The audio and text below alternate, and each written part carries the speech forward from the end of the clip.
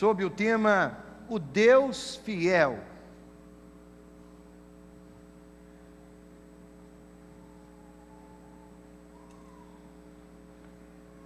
Irmãos, a fim de orientar o nosso pensamento na direção certa, aqui estão 5 versículos, 5 textos que introduzem esse tópico. Deus é um Deus fiel. Êxodo capítulo 34, o versículo 6, diz assim: E passou diante de Moisés, proclamando: Senhor, Senhor, Deus compassivo e misericordioso, paciente, cheio de amor e de fidelidade. Olha o que a Bíblia diz a respeito de Deus. Deuteronômio 7, versículo 9: Saibam, portanto, que o Senhor, o seu Deus, é Deus.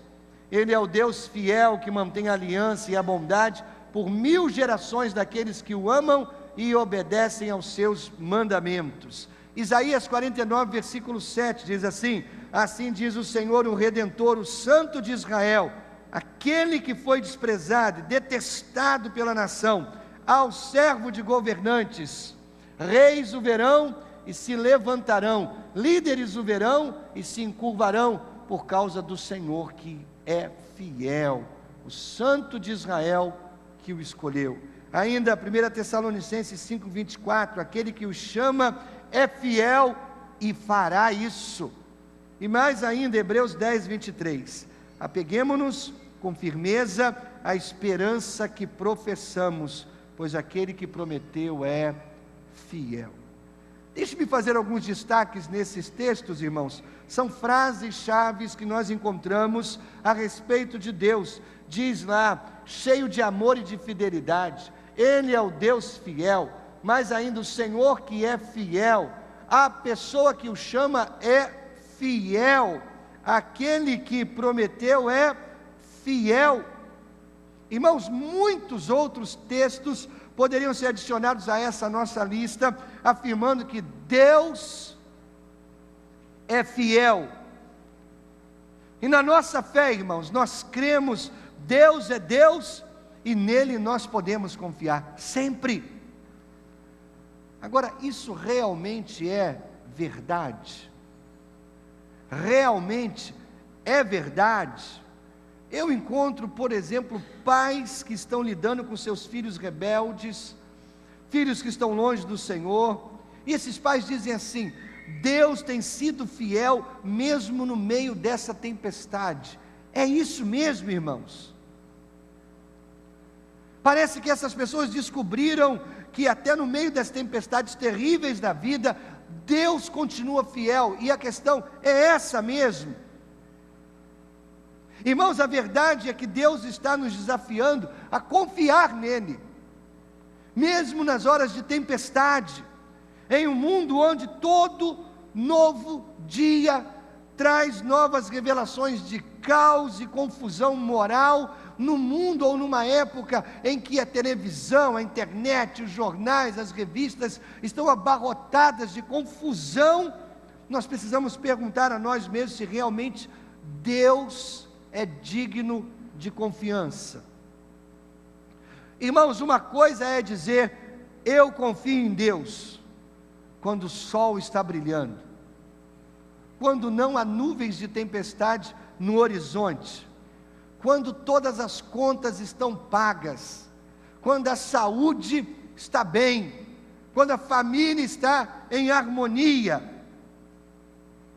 Outra coisa diferente é confiar em Deus quando as nuvens escuras de tempestades pousam sobre a nossa casa, quando os cobradores começam a bater em nossa porta, quando o exame que recebemos não foi tão legal, não foi tão adequado, quando o filho não se comporta como nós esperávamos que ele se comportasse. Uma coisa é confiar em Deus na hora da bonança, outra coisa é confiar em Deus na hora da tempestade. Uma coisa é o discurso, outra coisa é a prática. Será, irmãos, que nós podemos confiar em Deus? Em quem ou em que nós podemos confiar? nesse mundo, porque nós vivemos numa era de obsolescência planejada. O que é isso? As pessoas estão lançando, a indústria está lançando, as fábricas estão lançando produtos com data de validade já estipulado, tipo assim: esse produto vai se tornar obsoleto daqui a tantos meses. Se você gosta de tecnologia, você sabe o que eu estou falando.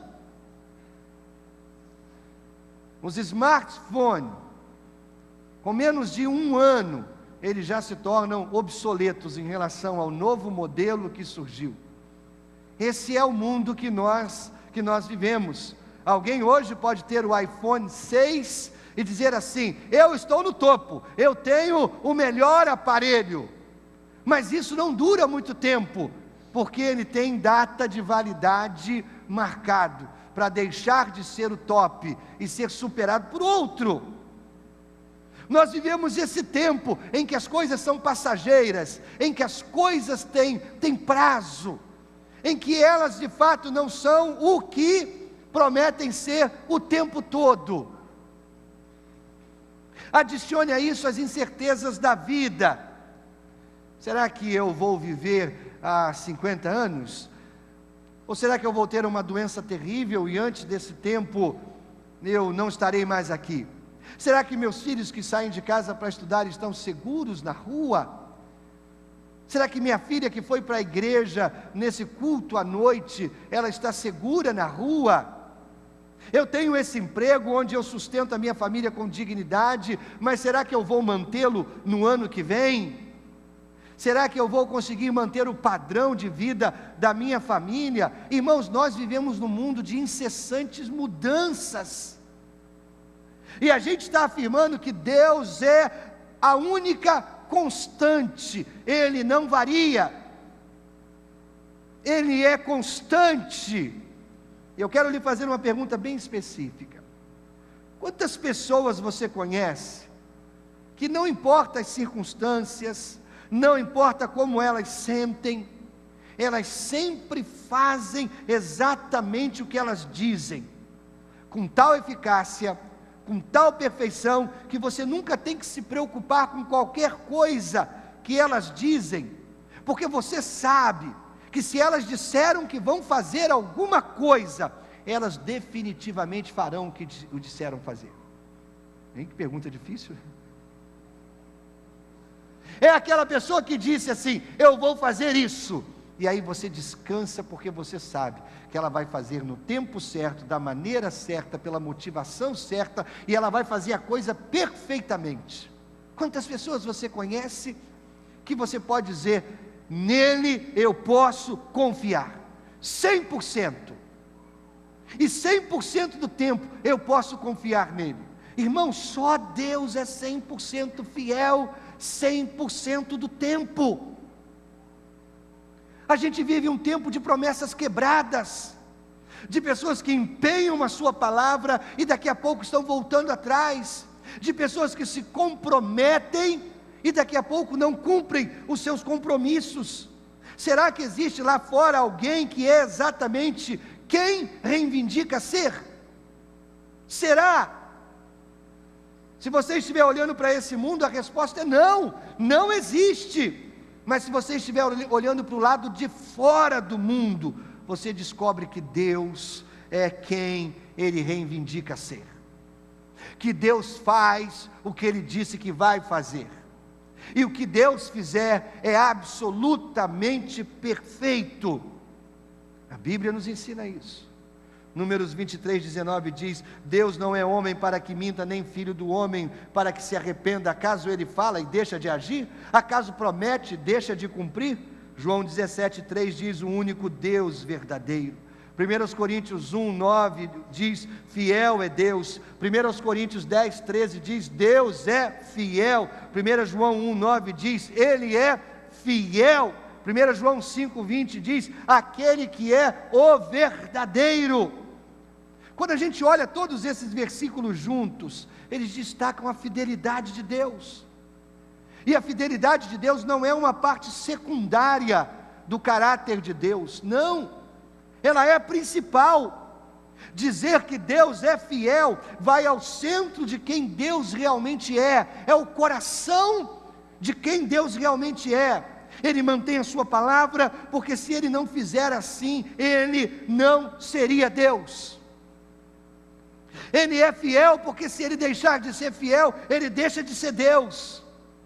Se Deus não fosse fiel, nós não poderíamos ser salvos, nós não ousaríamos orar, nós não teríamos esperança do futuro, e enfrentaríamos a morte com medo, com desespero, se perguntando: será que Deus vai manter a promessa dEle? Será que quando eu fechar os meus olhos nessa terra, eu vou abrir os olhos diante dos portões da glória? Será que Deus vai cumprir o que Ele prometeu? Mas nós, irmãos, vivemos pela fé, e nós morremos com esperança, justamente por quê? Porque Deus é fiel. Nós não precisamos morrer em desespero, questionando se Deus vai ou não cumprir as promessas dEle. Deus é fiel, e Ele fará o que Ele disse que fará. Então eu quero pensar com você em algumas implicações dessa verdade, ou dessa afirmação de fidelidade de Deus. Muito bem, Deus é fiel. Então o que isso influencia na minha vida? Em primeiro lugar, toda palavra que Deus diz é verdadeira. Toda palavra. A Bíblia contém várias palavras que foram traduzidas para o português como verdade. Várias palavras, em hebraico e no grego. Várias palavras nesses idiomas foram traduzidas para o português como verdade. E uma das mais importantes é a palavra hebraica emet. Emet significa estabilidade, dureza ou certeza. Do hebraico emet, nós tiramos a palavra amém. Toda vez que nós dizemos amém, nós estamos realmente afirmando: está certo, sim, ou é absolutamente verdade. Toda vez que nós abrimos a boca e dizemos amém, nós estamos dizendo isso. É verdade, está certo, não há sombra de variação. Então dizer que Deus é a verdade é o mesmo que dizer que Deus é fiel. Fiel. Aqui está uma definição simples. A fidelidade de Deus significa que porque Deus é a verdade, tudo que Ele diz está certo. Tudo que Deus diz está certo. Significa que Ele é 100% confiável, 100% do tempo. Quem aqui tem um marido que acha que tudo que ele diz está certo? Não precisa levantar a mão não.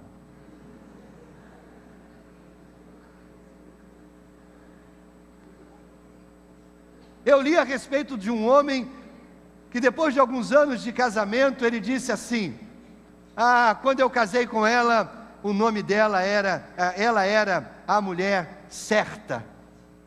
Alguns anos se passaram e eu descobri que o primeiro nome dela é sempre certa. Será que tudo que eu digo é certo? Que tudo que você diz é certo? Claro que não. Há sombra de variação. Há contextos. Há controvérsias. Há enganos, há erros, há escorregos, há fracassos. Mas, queridos, tudo que Deus diz é absolutamente certo. E onde nós encontramos as palavras verdadeiras de Deus? Na Bíblia. Na Bíblia. Deus nos deu esse livro inteiro com as suas palavras. Se a Bíblia é a palavra de Deus, então o nosso trabalho primordial é ler a Bíblia, é entender a Bíblia, é estudar a Bíblia, é memorizá-la, é aprender dela, é construir a nossa vida baseada nela, porque ela tem palavras 100% certas. Nós precisamos amar a palavra de Deus, ao ponto que essas palavras permeiem o sangue que corre em nossas veias. Qual a implicação de saber que Deus é fiel? A implicação primeira é: toda a palavra de Deus é correta, e Deus nos deixou suas cartas de amor para orientar a nossa vida. Então, querido, faz todo sentido que eu e você, como cristão, conheçamos a Bíblia, amemos a Bíblia de todo o coração. Primeira implicação. Segunda implicação: toda promessa que Deus faz será mantida. Toda promessa. Essa é uma implicação maravilhosa, irmãos, porque Deus é fiel, Ele mantém toda promessa que Ele faz. Segundo aos Coríntios 1:20 diz assim: pois quantas forem as promessas feitas por Deus, tantas tem em Cristo o sim. Por isso, por meio dele, o amém é pronunciado por nós para a glória de Deus. Na versão A Mensagem, esse texto diz assim: seja o que for que Deus prometeu, tem a marca do sim de Jesus. Nele, isso é o que pregamos e oramos, o grande amém, o sim de Deus e também o nosso sim inequívoco. Ou seja, Jesus é a grande promessa de Deus, e por causa de Jesus, Deus vai cumprir tudo aquilo que Ele prometeu para mim e para você. Josué 21, versículos 43 e 45 diz assim: assim o Senhor deu aos israelitas toda a terra que tinha prometido sob juramento aos seus antepassados. Eles tomaram posse dela e se estabeleceram ali. O Senhor lhes concedeu descanso de todos os lados, como tinha jurado aos seus antepassados. Nenhum dos seus inimigos pôde resistir-lhes, pois o Senhor entregou todos eles em suas mãos. De todas as boas promessas do Senhor à nação de Israel, nenhuma delas falhou, todas se cumpriram. Todas se cumpriram. Que declaração maravilhosa, irmãos. Se nós lermos o livro de Josué no Velho Testamento cuidadosamente, nós veremos como Deus manteve suas promessas. Não rapidamente, levou 7 anos, não sem luta, houve muitas lutas, não sem algum fracasso ou derrota. A gente lembra do pecado de Acã, por exemplo, não sem perda de algumas vidas. Mas olha, o que Deus disse, Ele fez. Ninguém podia ter dito com antecedência como aconteceria, mas Deus disse, e Deus fez. E no fim os israelitas foram totalmente vitoriosos. Por quê, irmãos? Porque Deus continua sendo Deus. Deus continua sendo Deus. Eu lembrava da história da missionária Gladys Aylward, missionária americana, na primeira metade do século XX, serviu a Deus como missionária na China, e lá em Yangsheng, ela tinha um orfanato com aproximadamente 100 órfãos chineses. Ela cuidava desse orfanato. Foi quando o Japão invadiu a China, pouco antes da Segunda Grande Guerra Mundial. E você conhece a história, o Japão foi muito cruel com os chineses, assassinando milhares de chineses.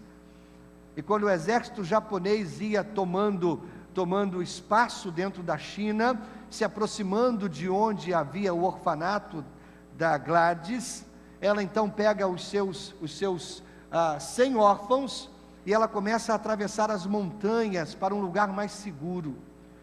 Ela e 100 órfãos, isso se transformou num filme. Ela e 100 órfãos atravessando a montanha, e numa noite ela estava muito conturbada, desesperada, até pensando: será que ela conseguiria salvar os seus órfãos? Será? E uma menininha de 13 anos, então, a lembrou da história de Moisés e a travessia do Mar Vermelho, como Deus foi fiel. E Gladys, no momento de fraqueza, disse para aquela menininha: minha querida, essa história é linda, mas eu não sou Moisés. Ao que a menininha respondeu para ela: mas Jeová ainda é Deus. Você não é Moisés, você não é Josué, você não é Pedro, você não é Paulo, mas Deus é Deus. O mesmo Deus que abençoou Moisés, Josué, Pedro, Paulo e todos os outros, continua no trono, e Ele é Deus. Essa é uma palavra para nós hoje, irmãos. Olhe para o seu problema e você pode pensar: eu não tenho a fé de Moisés, eu não tenho a sabedoria de Paulo, eu não tenho a unção de Pedro. Ok, você não é Pedro, não é Paulo, não é Moisés, não é Abraão, mas Deus é Deus, e Ele é fiel. Não importa quais as montanhas que você tem que atravessar, Deus ainda é Deus, e nós podemos confiar nele o tempo todo.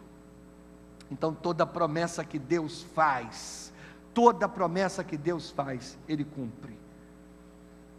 Terceira e última implicação, para a fidelidade de Deus: toda luta tem um propósito, Nada acontece na vida dos filhos de Deus por acaso, gente. Deus está por trás de toda a trama, Deus está por trás dos bastidores, Deus está lá. Eu observo que quando os tempos difíceis chegam, nós temos a tendência a pensar que Deus se esqueceu da gente, não é? Alguns dizem: eu devo ter colado chiclete na cruz, eu devo ter pisado no risco em algum momento, Deus está pesando a mão dele sobre mim, aconteceu alguma coisa, isso não era para eu estar passando, tem algum engano, não era para mim isso. Ou outros dizem: eu nasci com um X nas costas, não sei, sabe como? Deus, brincando de tiro-alvo, botou um X nas suas costas para acertar você. Não, querido, nada é por engano. Deus tem um propósito para todas as coisas. Mas eu também observo que um filho de Deus pode suportar quase qualquer coisa, se ele souber que existe uma razão por trás disso. Você entende? Se você sabe que as suas lutas têm uma razão de ser, você pode enfrentar quase qualquer coisa. Então acredite, o que você vive, suas lutas, suas dores, seus problemas, suas dificuldades, meu querido, acredite, existe propósito por trás disso. Considere algumas verdades da palavra de Deus. Primeiro, Deus sabe o que eu estou enfrentando, Ele sabe. Talvez fosse bom você dizer isso agora mesmo. Coloca a mão no peito e diz assim: Deus sabe o que eu estou enfrentando. De novo: Deus sabe o que eu estou enfrentando. Ele sabe, Ele sabe. Jó 23:10, mas Ele conhece o caminho por onde ando, se me puser à prova, aparecerei como ouro. Deus conhece o meu caminho. Quando eu ando pelo vale da sombra da morte, não temerei mal algum, porque Tu estás comigo, Tua vara, Teu cajado me consolam. Deus sabe o que eu estou enfrentando. Segunda, Deus usa minhas lutas para me ajudar a crescer, Romanos 5, 3 e 4 diz: não só isso, mas também nos gloriamos nas tribulações, porque sabemos que a tribulação produz perseverança, a perseverança um caráter aprovado, e o caráter aprovado a esperança. A esperança vem da onde, irmãos? Vem da tribulação. Tribulação produz perseverança, perseverança caráter aprovado produz esperança. Então quando você atravessa por tribulações, quando você passa por lutas, lembra o que espera você. O exame não veio assim muito legal. Meu Deus, eu tenho um céu me esperando, essa é a minha esperança. O patrão chama você no final do dia e diz: amanhã você não precisa voltar, nós estamos dispensando o seu trabalho. Aí você lembra: meu Deus, o Senhor é fiel o tempo todo, eu tenho esperança em Ti, Senhor. Então você entende qual atitude você tem que ter quando você passa por tribulação? Você persevera sabendo que Deus é fiel, você não se vende, não negocia o seu caráter, e isso vai produzir em você esperança. Deus usa minhas lutas para me ajudar a crescer. Terceiro, Deus me chama para me alegrar na minha dor. Tiago 1, 2 e 4. Meus irmãos, considerem motivo de grande alegria o fato de passarem por diversas provações, pois vocês sabem que a prova da sua fé produz perseverança. Perseverança deve ter ação completa, a fim de que vocês sejam maduros e íntegros, sem lhes faltar coisa alguma. Considerem motivo de grande alegria o fato de passarem por diversas provações. Deus me chama para me alegrar nas minhas provações, mas não é porque eu dei topada na pedra que eu vou ficar feliz, irmãos. Não tem aquele negócio de o crente chutou o meio fio e sai dando glória a Deus. Não funciona assim. Mas também não sai falando palavrão. Ele não se alegra na dor, mas ele se alegra sabendo que Deus tem propósito por trás disso. Deus tem propósito por trás de cada dor, de cada provação, de cada luta que eu tenho. Então eu posso me alegrar na minha dor. Quarto, Ele me convida para me submeter ao meu Criador fiel. 1 Pedro 4,19, por isso mesmo, aqueles que sofrem de acordo com a vontade de Deus, devem confiar a sua vida ao seu fiel Criador e praticar o bem. Quando as nuvens escuras das tempestades encobrem o sol, você continua crendo que o sol está lá, não é verdade? Você não pode ver o sol por trás das nuvens de tempestade, mas você sabe que ele está lá. As nuvens de tempestades até podem encobrir o sol, mas não podem acabar com o sol. Você entende isso? Muitos cristãos sentem como se Deus tivesse desaparecido quando eles mais precisam de Deus. Mas, querido, só porque você não vê Deus, isso significa que Ele não está lá. Não significa isso. Você apenas não o está vendo, mas Ele está lá. Continue esperando pelo Senhor. Ele é fiel até quando você não puder sentir a presença dEle. Fique firme, filho de Deus, e mais cedo ou mais tarde a luz do Senhor voltará a brilhar sobre a sua vida. Fique firme. Fique firme. Quando no vale da sombra da morte, não olhe para a sombra, olhe para a luz. Olhe para a luz. Agora, como Deus é fiel?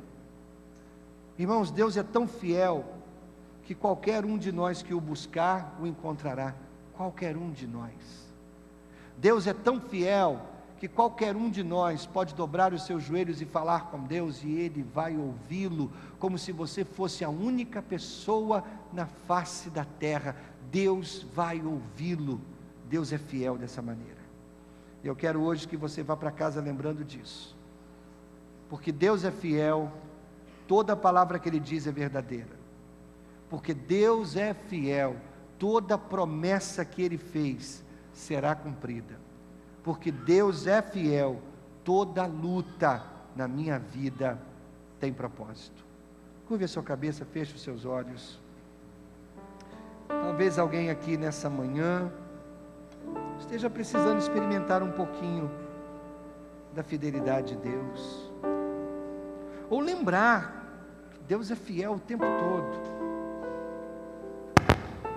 Deus é fiel o tempo todo, o tempo todo.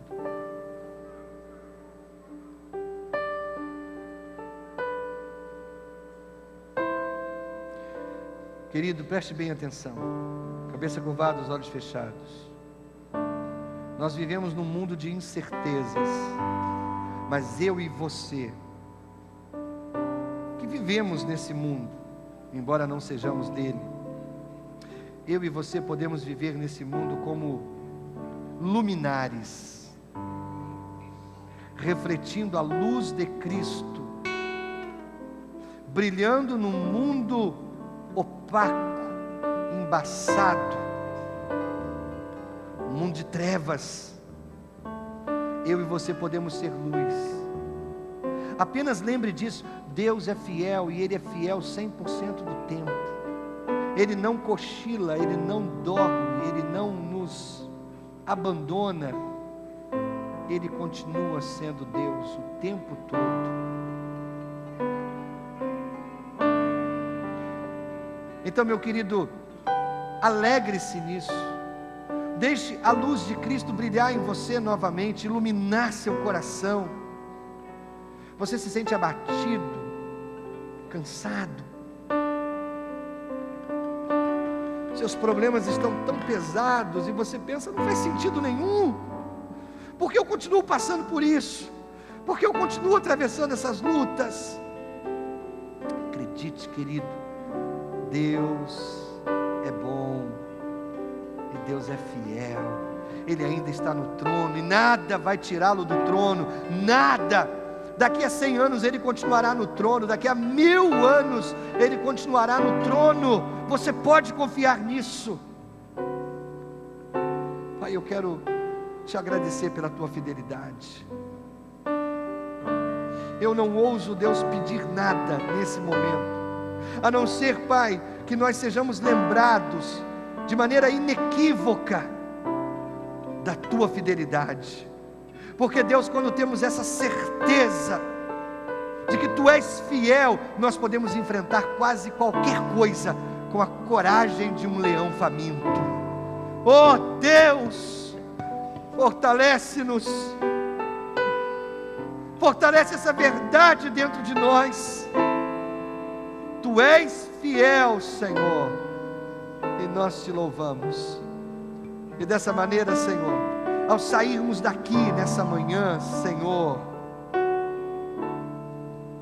que a nossa luz esteja brilhando forte. Tu és o nosso sol, sol da nossa justiça. Muito obrigado por isso, Pai. Te louvamos em nome de Jesus. Amém, irmãos?